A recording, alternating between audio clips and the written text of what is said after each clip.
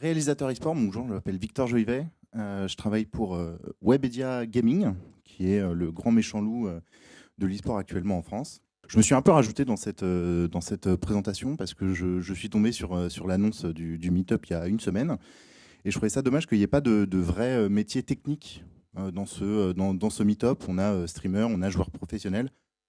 Je trouvais pas ça assez concret, entre guillemets. Je trouve que c'est des métiers qui sont très compliqués et qui sont aussi beaucoup basés sur de la chance. Entre guillemets, il faut être là au bon moment, au bon endroit, rencontrer les bonnes personnes. Alors que je pense que le réalisateur, c'est peut-être plus concret, ça peut sortir de formation directement, vidéo ou technique, même si, bon, moi j'ai eu beaucoup de chance pour le coup, mais ça c'est un autre sujet. Donc je travaille pour Webedia, qui est une grosse structure avec 1000 employés et qui, notamment dans sa section gaming, possède plusieurs marques, dont jeuxvideo.com, Millennium, qui sont, on va dire, les deux phares de Webedia Gaming, avec jeuxvideo.com, le plus gros site de jeux vidéo en France, et en Europe, je crois même. Et Millennium, le plus gros site e-sport en France. Alors moi, ma présentation va pas être absolument incroyable puisque c'est juste un album photo en fait, hein. Donc voilà, ça va être magnifique. Le texte ne changera pas, donc vous pouvez le lire une fois et puis après vous intéresser aux photos, ce sera suffisant. Du coup, je vais me mettre de l'autre côté, c'est plus intéressant pour vous. Mon travail de réalisateur e-sport, qu'est-ce que c'est exactement? C'est, on va dire, la personne qui va être à la fin d'un produit et le but ça va être de le diffuser sur Twitch, en l'occurrence la plateforme de stream. Ça peut être YouTube, ça peut être Facebook, ça peut être d'autres choses, mais principalement c'est Twitch. Et ça se fait principalement sur des plateaux chez Webedia. Pourquoi e-sport? Puisqu'on fait aussi beaucoup de tournois, comme par exemple ici à la PGW 2016. Il y a plusieurs exemples. Alors, vu que je savais que j'étais avec beaucoup de Hearthstone, j'ai mis que des tournois que j'ai réalisés sur Hearthstone. Voilà, donc vous allez être très content avec l'Honor League. Alors malheureusement, bon, il n'y a plus grand-chose chez Webedia aujourd'hui, mais c'est pas trop grave. Qu'est-ce que c'est exactement réalisateur? C'est réussir à capter un événement e-sport, en l'occurrence, parce que c'est quand même le but, un tournoi, peu importe le jeu, hein, que ce soit Hearthstone, que ce soit League of Legends, que ce soit Dota, je cite Dota parce qu'évidemment je suis aussi caster Dota, mais ça c'est une autre vie, que ce soit Street Fighter V, puisqu'on en a fait aussi beaucoup. Le but est de le mettre en image et de le diffuser pour que l'expérience utilisateur soit la meilleure possible. Il faut que vous soyez capable de marquer les esprits avec votre réalisation, amener des nouveautés.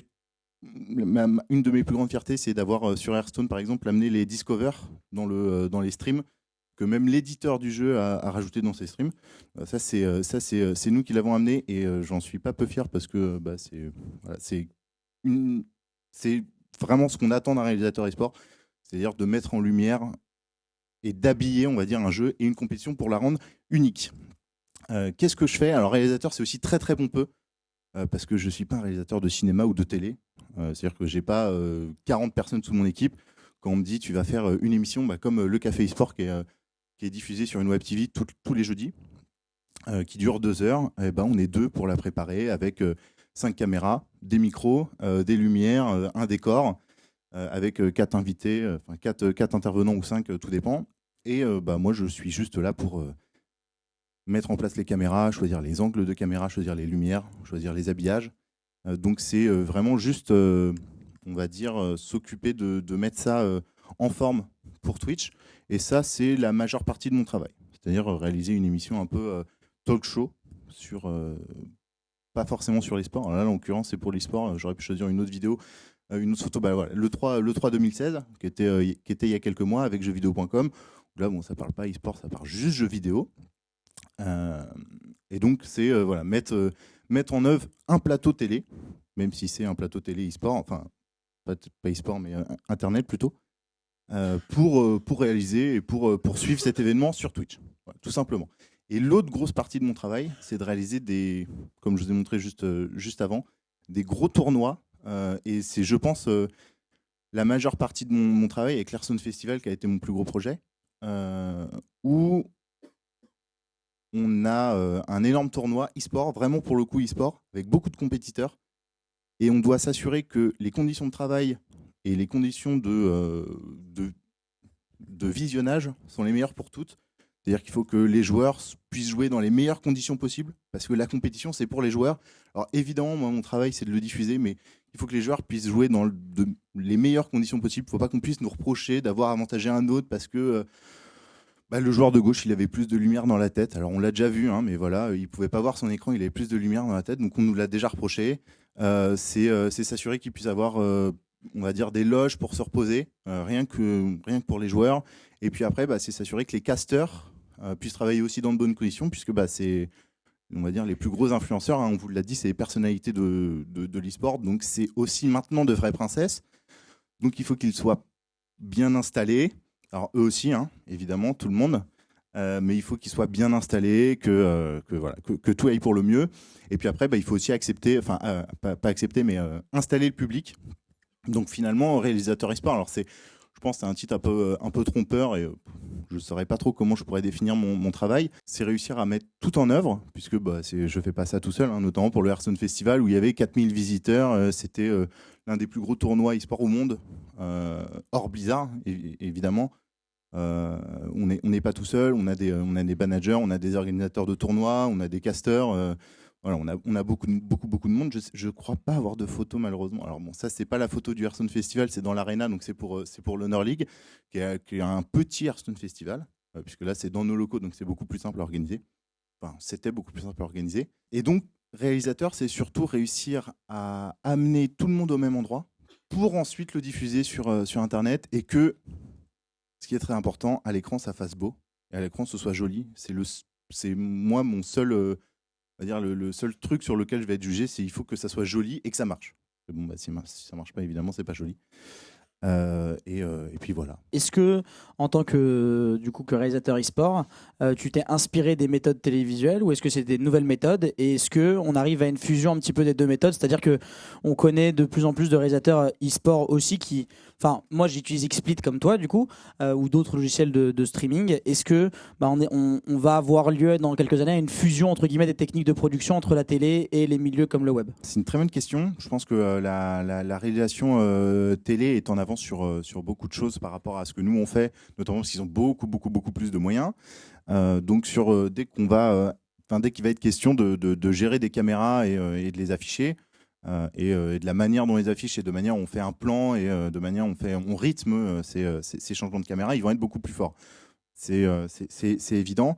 Par contre, je pense que là où on est très très fort et l'épingle du jeu qu'on doit tirer, c'est le fait que nous, on est capable d'afficher des jeux de manière dynamique et de rendre tout ça cohérent avec en plus les caméras derrière, les lumières, etc. etc. Donc c'est là où on est très très fort.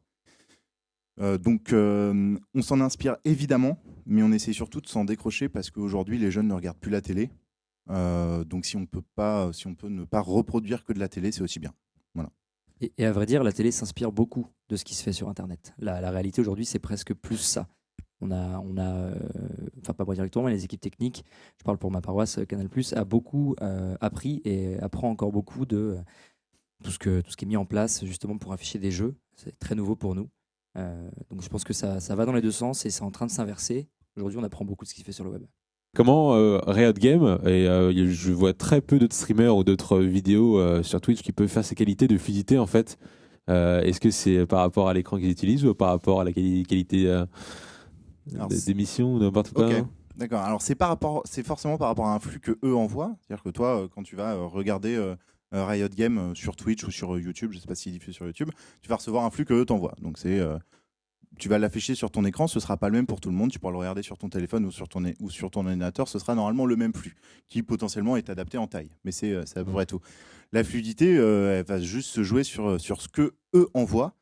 Et actuellement, je crois que c'est alors c'est pas une des seules, mais c'est Riot Games, c'est une énorme production. C'est-à-dire que eux, ils ne travaillent pas avec d'autres boîtes de production. Ils ont leur équipe de production qu'ils ont recrutée en interne. Et donc, ils ont recruté probablement les meilleurs, hein, quand on voit la taille de leur jeu et la taille de leur scène. C'est une des seules boîtes qui, je crois, diffuse exclusivement en 1080p 60, qui est un format. Et je crois que c'est juste, pour moi, si je comprends bien ta question, c'est juste ce qui explique la fluidité du jeu. Voilà. Est-ce qu'avoir un écran en 144 Hz, ça va changer la qualité de la vidéo que tu envoies? Pas du tout. Pas du tout, non. C'est un cirque à jouer, voilà, exactement. 144 Hz, c'est juste l'affichage et c'est pas spécialement ce que tu envoies ou autre. Donc, voilà. Tout d'abord, merci, parce qu'en effet, c'est un métier dont on n'entend vraiment jamais parler. Donc, merci de nous avoir montré ça. Et du coup, ma question, c'est et comment on devient réalisateur e-sport alors? C'est une très très bonne question. Moi, je suis comme beaucoup, j'ai arrêté mes études. Alors moi, je suis comme Yann Cédric, c'est-à-dire que je suis un raté, entre guillemets. C'est-à-dire que moi, j'ai été, voilà, je t'ai gratté, j'ai essayé d'être joueur haut niveau sur un jeu qui s'appelle Dota, où j'ai malheureusement pas réussi. Puis j'ai été manager, puis j'ai été caster de Dota 2. Je le suis toujours, malheureusement, c'est un jeu qui ne fonctionne pas très bien en France.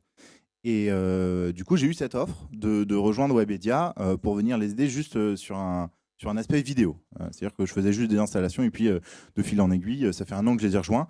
Et donc aujourd'hui, je suis réalisateur et voilà, et j'en suis très content. Donc je dirais que pour ma part, j'ai pas reçu de formation précise, mais une formation vidéo typique de technicien vidéo en télé suffira. Par contre, ce qui est très important, c'est évidemment d'être un passionné d'e-sport et de jeux vidéo de manière générale, et surtout de suivre tout ce qui se fait. Lutti tout à l'heure parlait de veille. Je pense que dans notre milieu, ça change tellement vite que si tu ne vois pas le changement très rapidement, tu es déjà largué. Et donc c'est très très important de faire de la veille. Et si tu veux être réalisateur e-sport, il faut prendre tout ce que tu peux, tout ce qui est mieux, il faut que tu le prennes et voilà, avec toi. Peut-être un tout petit complément de réponse sur la partie réelle, moi, e-sport. Une des formations les plus intéressantes, je pense que c'est les BTS audiovisuels. Si tu veux avoir un socle de compétences vraiment liées à l'audiovisuel, personne ne devient réalisateur comme ça. On ne forme pas à être réalisateur. Par contre, on forme à manier des caméras, on forme à câbler une régie, chose que toi, tu maîtrises parfaitement. Et c'est ce genre de formation qui est assez bien reconnue, qui est très généraliste, donc pas du tout lié à l'e-sport. Mais combiner ça avec une forte passion et un intérêt, une veille incollable, je pense que c'est un bon départ déjà, un bon point de départ. Et juste pour terminer, c'est encore une fois beaucoup de chance et beaucoup de contacts parce que voilà, c'est juste le milieu est tellement petit que si tu connais pas les personnes dedans, tu rentreras jamais. Ouais, et un complément de complément, c'est ça. Faut juste aller rencontrer les gens directement et leur demander quoi. Parce que moi, c'est comme ça que j'ai fait avec Proto l'année dernière, ici même. Je suis allé dire bonjour, j'aime bien ce que tu fais, est-ce que je peux faire avec toi un stream la semaine prochaine, tu vois. Ça a commencé comme ça. Et c'est étonnant qu'il ait accepté. C'est ça. On se pose encore des questions. Mais voilà, à mon avis, c'est aussi l'une des. Dans beaucoup de milieux prisés en France, le plus important, c'est juste d'y aller et de porter ses balls qu'on vit dans le milieu et d'aller parler aux gens directement face à face. Ça marche le mieux. Petite anecdote de mon côté, le week-end dernier, je loue une voiture. Non, il y a 15 jours, je loue une voiture pour aller en LAN. Le mec de Rent-A-Car vient me voir. Il me dit, Monsieur Ringui, je suis très ému de vous voir. Je vous connais, je vous suis depuis le début et je veux rentrer. Je voudrais être manager e-sportif. Comment je peux faire? Et donc, c'est juste le mec de Rent-A-Car. Il m'a filé son CV. Quand je lui ai rendu la voiture, il m'a filé son CV. Et en vrai, son CV super intéressant. Il avait déjà géré des équipes e-sport il y a des années. Et en fait, comme j'avais besoin d'un manager en ce moment, il a de fortes chances de se faire recruter dans le futur. Et donc, voilà, il ne faut pas hésiter à. Ouais, alors, ça c'était le détail à oublier dans l'anecdote.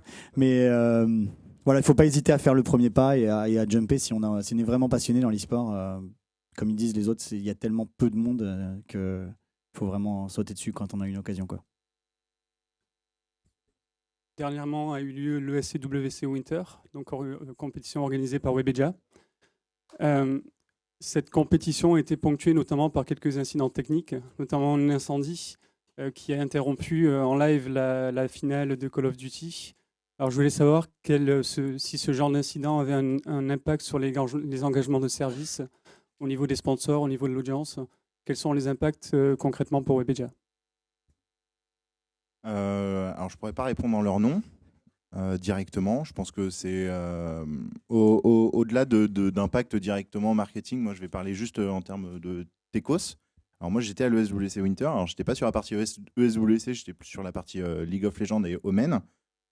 Et donc moi, heureusement, tout s'est bien passé. Tout a été nickel. Je pense que par contre, pour eux, c'est très décrédibilisant. Et je pense que pour leur travail,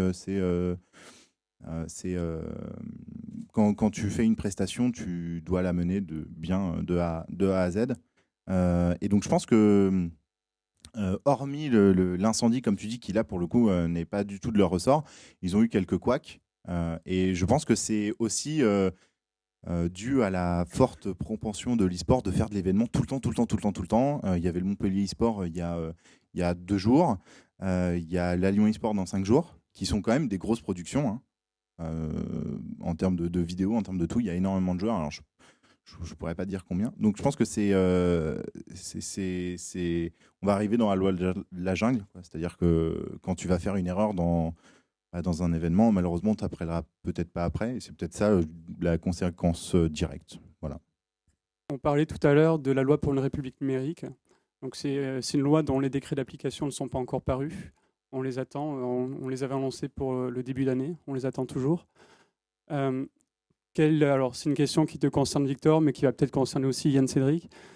Quel est l'impact de cette loi pour une république numérique sur les équipes e-sport, sachant que cette loi implique que les équipes devront embaucher en CDD, un CDD basé sur le modèle des sportifs. Donc elles devront embaucher en CDD les e-sportifs. Jusqu'à présent, beaucoup de e-sportifs étaient des auto-entrepreneurs, donc des freelances. Quel va être vraiment l'impact de cette loi sur la santé de l'e-sport et des équipes françaises ? Tu veux Ouais, non, je pense que tu vas être beaucoup plus précis que moi. C'est super simple, c'est soit on fraude, soit on arrête l'e-sport. La loi est faite à l'encontre de tous les principes qui ont réussi à réguler l'e-sport jusqu'à présent, c'est-à-dire on n'a pas de moyens, on se débrouille. Maintenant, ils veulent qu'on ait des moyens qu'on n'a pas et on ne peut plus se débrouiller. Donc la seule débrouille qui existe maintenant, c'est la fraude. Et donc on va continuer de frauder. Enfin, on va commencer à frauder pour ceux qui ne fraudaient pas avant. Et on va continuer de frauder pour ceux qui fraudaient déjà. Puis ceux qui ont beaucoup de moyens ne frauderont pas. Et voilà. Et puis après, il y a Webedia qui va s'en tirer sans aucun souci. Mais bon, Parce qu'il y a beaucoup de structures, notamment l'agence e-sport, enfin je ne sais plus comment elle s'appelle, une association qui a été créée récemment qui est une sorte France e-sport. France e-sport, voilà. France e-sport qui lutte contre ça. Hein. D'accord. Moi, je suis très pote avec Stéphane Hutine, qui est la personne chez France e-sport qui lutte contre l'État pour que l'État arrête ses bêtises et de vouloir se mêler de ce qu'ils ne comprennent pas. Et je comprends pourquoi elle a démissionné ici hier, Madame le maire, parce que franchement, ça ne va pas dans la bonne direction. En l'occurrence, moi j'espère sincèrement, puisque la loi n'est pas encore appliquée, qu'avec le nouveau président, si ça change complètement de bord, ils peuvent dire non mais on s'en fout complètement de l'e-sport, laissez tomber, arrêtez de dépenser de l'argent là-dedans. Et de toute façon, la prochaine élection est dans 4 ans, donc on n'a plus besoin d'essayer de draguer cet électorat-là. Ouais. Non, j'espère sincèrement que ça va s'effondrer, que ça va partir dans l'oubli, parce que c'est de A à Z n'importe quoi. Donc il n'y a rien qui aide les joueurs. La seule chose que ça va faire, c'est faire... je sais pas, il y a peut-être une centaine de joueurs en France, une centaine de chômeurs de plus, quoi, qui vont devoir reprendre les études. Après, c'est vraiment retournez faire vos études, arrêtez l'e-sport, c'est débile. Donc voilà, si ça peut répondre à ta question. Et je suis pas du tout en train d'exagérer ou de troller. Hein. C'est impossible, personne n'a les moyens de payer 2 fois ce qu'on paye à l'heure actuelle. Et il y a des joueurs qui sont payés entre 300 et 500 euros parce que c'est la porte d'entrée dans les premiers revenus en tant que joueur semi-pro. Donc ces joueurs-là, on ne pourra plus les payer 300, 500, on devra directement les payer 800. Et avec vu que les charges sociales en plus, ça fera du 1006. Enfin, ça fera des trucs aberrants. Ça va être compliqué. Ouais. Et donc ça payera en fait pour un joueur. Maintenant, je peux prendre un joueur. Là, je peux prendre une équipe. Je pourrais prendre un joueur, peut-être même pas. Ouais, voilà. Donc c'est un peu la vision que j'en avais, ça va bénéficier aux grosses structures et aux dépens des petites structures. Et ces grosses structures n'existent même pas, enfin je veux dire, à part Webedia. Je parlais de Webedia. Ouais, voilà, enfin à la grosse structure quoi. Enfin LDLC n'a pas les moyens, Vitality n'a pas les moyens, nous n'avons pas les moyens, Millennium a les moyens parce qu'ils sont chez PSG. Ouais, Millennium, en fait je ne sais même pas s'ils vont... Non, et je suis pas sûr qu'ils le fassent non plus, parce que de toute façon les budgets ils vont très cher. Et enfin déjà ça les intéresse pas excessivement à l'heure actuelle d'avoir des équipes e-sport, à part PSG qui est eux une marque à représenter dans le sport, mais Millennium ça reste limite un gadget pour Webedia parce qu'ils ont déjà une équipe e-sport. Donc c'est juste pour dire, bon, voilà, on a toujours Millennium, on va pas le shutdown du jour au lendemain. Mais du jour au lendemain, ça coûte le double. Enfin, je suis pas sûr qu'ils aient envie de continuer. Et nous, de toute façon, on ne pourra pas. Donc si vous nous voyez en compétition dans 6 mois, c'est que soit ça s'est abrogé, soit on ne devrait pas être là. Il y a un peu de temps à voir le truc arriver. Hein, il parlait de juin, donc comme il y aura les élections entre-temps, j'espère. Moi, voilà, j'ai mon métier, il est assuré jusqu'en juin. Après, on verra.